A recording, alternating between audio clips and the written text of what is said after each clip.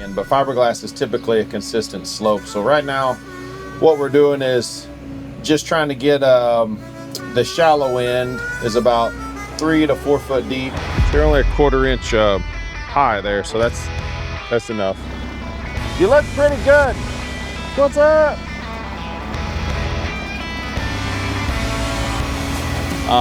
So we're about to lift it off the trailer and see what happens. So, all right, see what we can do.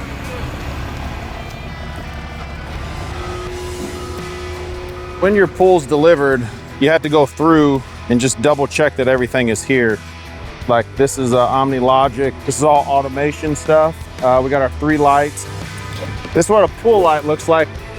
Your whole goal is to try to get the pool set before dark so you can, you'd like to start putting water in it.